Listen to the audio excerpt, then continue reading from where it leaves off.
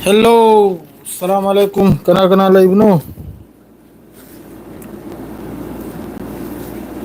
कनासु लाइत्रो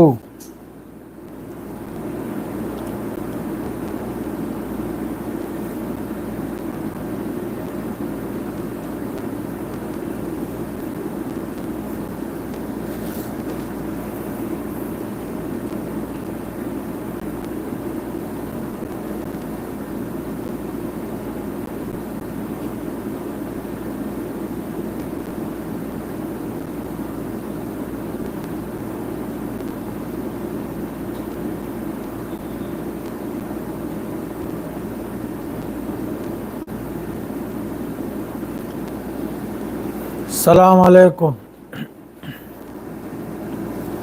रमदान मुबारक रमजान सी वाब हौरकलेन है हान वारम दे हजिकती रमजान से वाखलकले वालेकुम अस्सलाम चाय सिंह चाजल लगले चाहाउगा अद्रैदी संजुम सुमेली चनाम सुंगवी माकुबम से थोंगी अदुई मथक्ता फोल मूल अमा लेंब ngamdre लानसी याम साथीना नुंगाइगदौरी लानसी याम साथीना नुंगाइगदौरी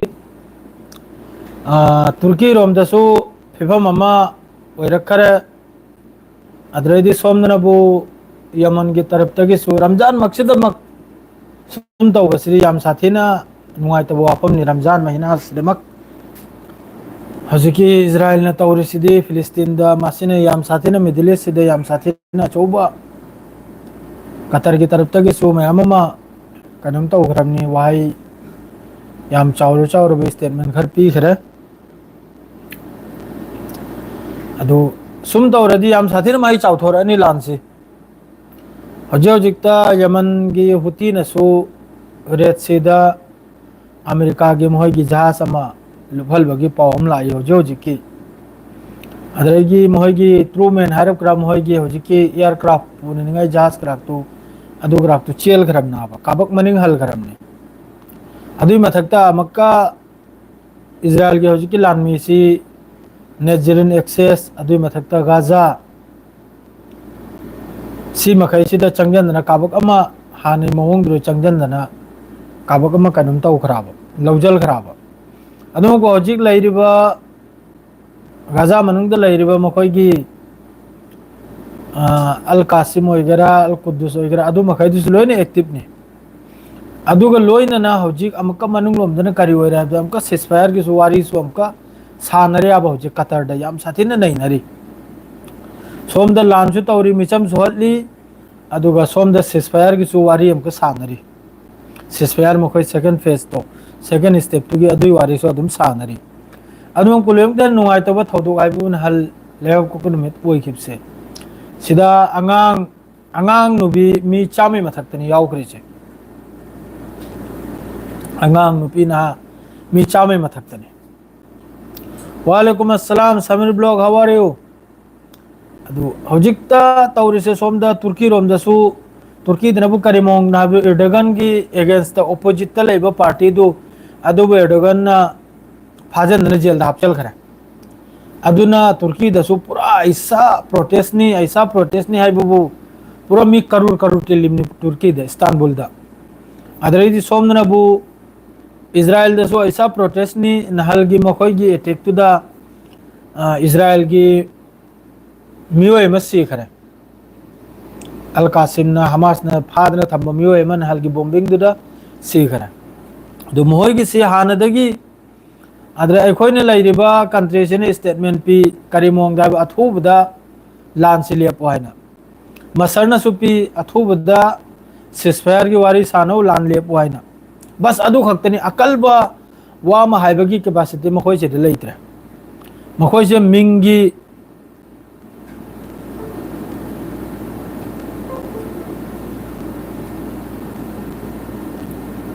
माने असेंग मनी मादु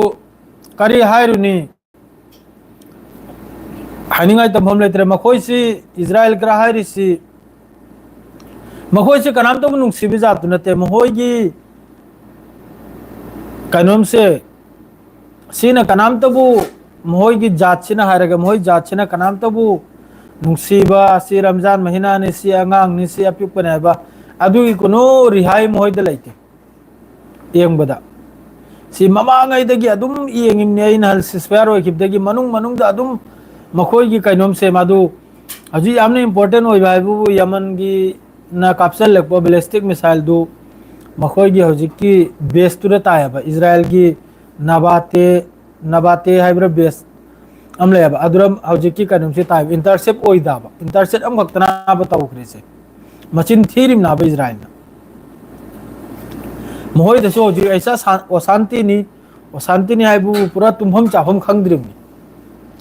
अरांग अहिंसु साइलेंट खोंगिमनि नालजु खोंगिमनि नहिजु खोंगदौरिमनि यमन नारी मोह सुबलेब लो लान तौब सुबलेब लो है नंग सिस्फायर ओइगेरा ओइरोइदा बदला लौगना है सी कनोम सिदा अमखक चाक चारिये अदुना नि मखोलदो अमखक चाक चारी अइगे लैमनबदो अदो अखोइदि अहोमदा इमानमने कने कनमदो तौदने इफ्तारदो तौदने लागले मा चाक चारी अदु करी हारनी मखोई सुजु अखोई की कनम जातुनी सेंग नाइबदा ममित उदबा ने अखोई यूट्यूब ते यामना अम लेबनी ने ममित उदबा सात्रो हाइबदो अदुई जातुनी सेंग नाइबदा ममित उद मित तुम लेगा हजिक अखोई की इंडिया दे अखोई की कनमबो सरकार बो सपोर्ट तौबदो अदुनी मखोई मैसे पूरा लेबाक तो जो नीरगे चाग हाइब जातो माधि बुत फंगबलागे हाइब जातो अदुगुम्मीनी सेंगना हाइब अदुगी मरमदा वा मंगांगबा याम नते नि मचिल ग्रा पोमिमनी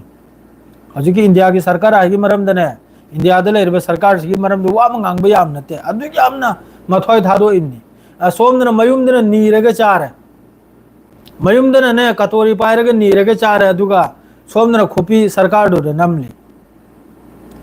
अदुगुमनी मोहइसिजु पूरा इजराइल के चप माने हरसु यारे मखोइसिजु हजि करिनो ओइरिदो इंडिया दा अदुई मथकते इंडिया दा हजि की एआई अखोइगी एलन मार्क्स नाम खक पुथोरैदो एआई एम खक अदुन लोइने चामथोक्तन लोइरमनी फरे अदु थामगरो इंडिया गिदो हजि यामना हाइबुबु इंपोर्टेंट हाइबुबु यमन हजि फुल एक्टिव नि अदुगा मखोइने हजि कम तौरेबदा हिजबुल्लाह से बु याम साथीने थेम लाबे हिजबुल्लाह सेबु लांचरे यावरक्तनबा हाइने हिजबुल्लाह सिगा हजिकसु वारीदा अदुम लाइन द लयाबा कम्युनिकेशन दा अदुम लयाबा हिजबुल्लाह सिगाने लांच यावरक्तनबा हाइना अदुगा मखोइने कम तौरे अदु सोमदा गाजा मनुंगदा खोंगी लान मी चंगरे अदुगा कनुंगी तरफ्तगी अल कासिम अमसुंग हमास मादरे गाजा मनुंगदा लैरिबा ब्रिगेड महगी तरफ्तगी एक्शन से लौरक्तरे अब होजिक फाव मोहितने चंगजन नैरिम ना होजिकता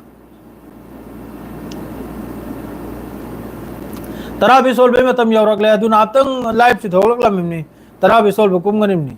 अदो याम साथिन नुंगाइते मादो अखोई कनमदसो हरमदसो दुआ तौई सेंगनाइबदा हजिकी हरम की इमाम दुना हजि फिलिस्तीन की दमकता सुम तौद्र मफम द करे अबदि रमजान महीना दमक सुम तौ बचि लोइमुक सु नुंगाइता अतई धर्म द चप मी सु नुंगाइता बा रमजान महीना दमक सुम लान तौदना मिचम मयाम हतपसे अतई मी सु नुंगाइता बा मुसलमान त नते अतई सु नुंगाइता बा रमजान मतुंग मा जसा तौनिंगसु जसा तौरसु अदुना मरममने हजि रमजान द मादुसु चाग होबु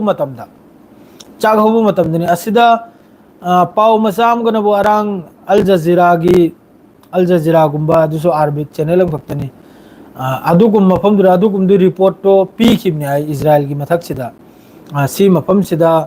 हमास की मी लेरे अल कुद्स की मी लेरे ना अदुगुम रिपोर्ट पीरगा अदुगुम मफमदुरा बॉम्बिंग तो बोय मारा अदुरनी हजिकी कनमदुसु हाई एक्सेप्ट पुरी तौरक्तरी हमास अमसुंग अल कासिमना मखोइगी हमजा दो अबू हमजा हाइब्रा मोय मीडिया दा थोकले ngang अदुई मीदुमने अदुईगा लोकेदा मखोइगी अचौबा लेंग हाइगत प मियोय मंगामगा हमास अमसुंग अल कासिम अल कुर्दुस के सी मगेसी यावबगी वानी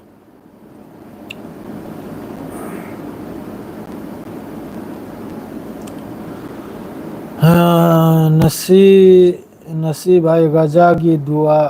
याबीरमु हाँ ओके यावजरम गे